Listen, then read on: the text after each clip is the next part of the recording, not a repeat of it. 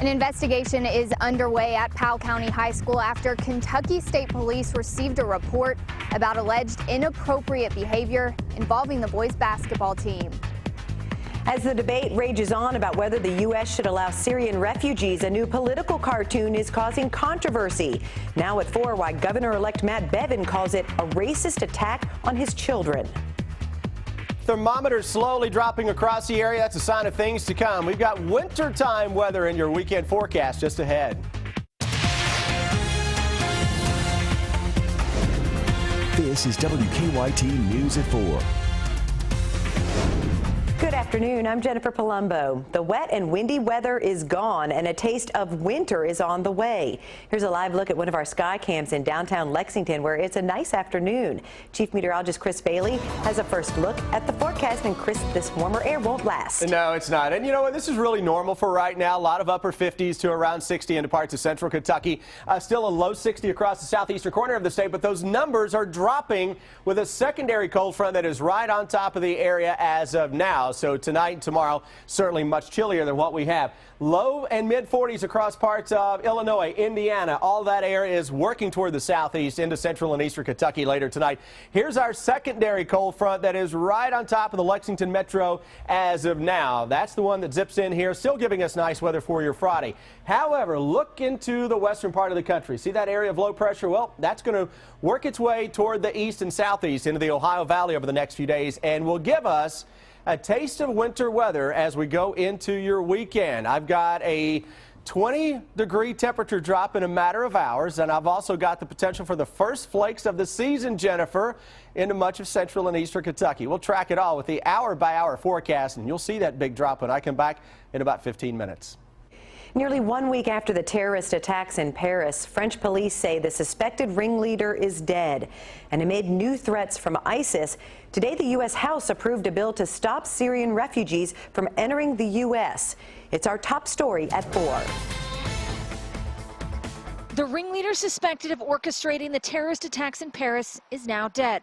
With the death of this individual, there's still an enterprise investigation, as the FBI calls it, which is to take down the entire network. French authorities announced Abdelhamid Abaoud was killed during an intense 7-hour raid with police in a Paris suburb Wednesday. Abaoud had reportedly been involved in 4 previous foiled plots prior to last Friday's horrific assault. Presidential candidate Hillary Clinton spoke out about combating the Islamic State. It's time to begin a new phase and intensify and broaden our efforts to smash the would-be caliphate and deny ISIS control of territory in Iraq and Syria. And with ISIS now threatening more attacks worldwide, U.S. lawmakers have called for a block on Syrian refugees. And today, the House overwhelmingly approved a bill to halt Syrian and Iraqi refugees from entering the U.S. until key security agencies certify those refugees don't pose a security risk. The White House has said it will veto such legislation. A political cartoon about the refugee issue showing Governor-elect Matt Bevin in today's Lexington Herald Leader is causing controversy. This cartoon by Joel Pett shows Bevin hiding under his desk from his adopted children from Ethiopia. A caption at the bottom says, quote, "Sir, they're not terrorists, they're your own adopted kids." This comes after Bevin said this week that he will oppose the resettlement of Syrian refugees, quote, "until we can better determine the full extent of any risks to our citizens." Bevin took to Twitter this afternoon saying, quote, "Shame on the Lexington Herald Leader for publishing a deplorable, overtly racist attack on my children." He said the tone of racial intolerance being struck by the Herald Leader has no place in Kentucky and won't be tolerated by our administration. We'll talk to Joel Pett about his cartoon on WKYT News at 6.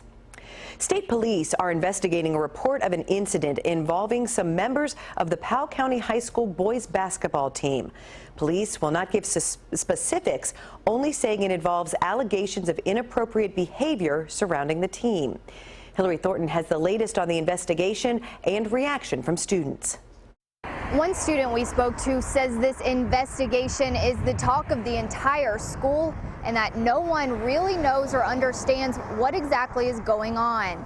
Kentucky State Police say they received a complaint last night and have since started an investigation into what they are calling alleged inappropriate behavior involving the Powell County High School boys basketball team. Many parents are calling the allegations disturbing and say they surround hazing of underclassmen.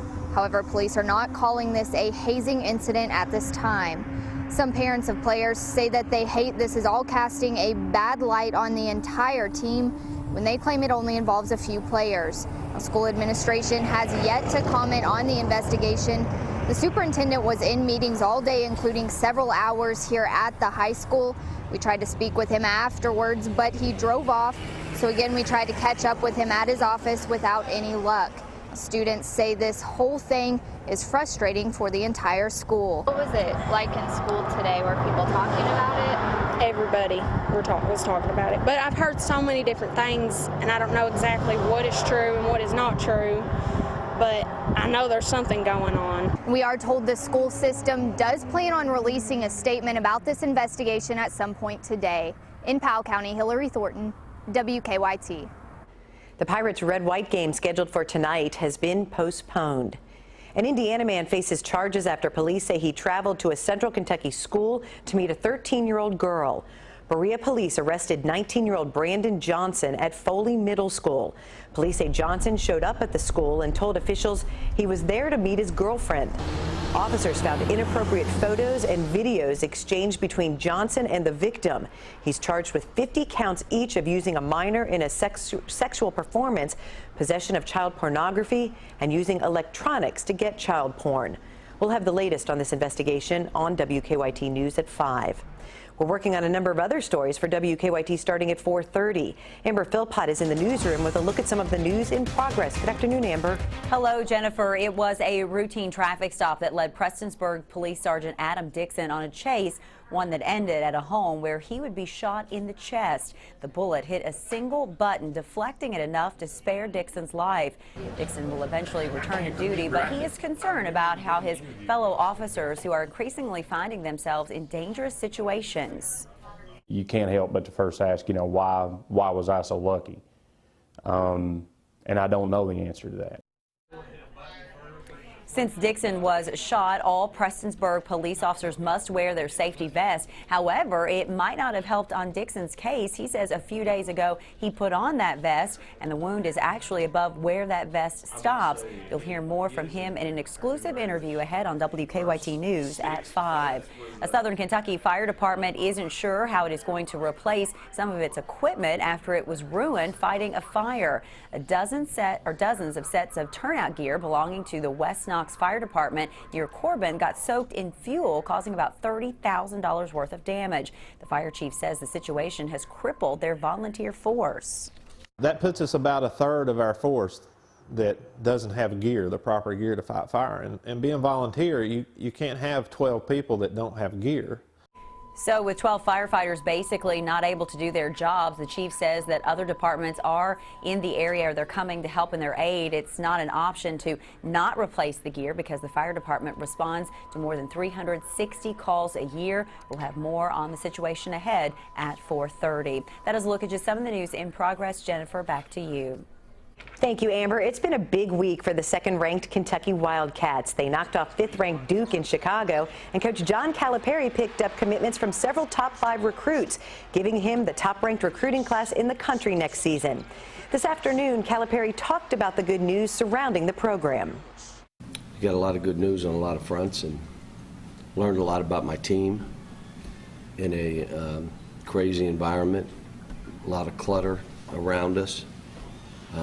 That was good, and a couple kids decide they want to come and make it nicer. Kentucky is back home tomorrow night to take on Wright State. Tip-off is 8 o'clock at Rupp on the SEC Network.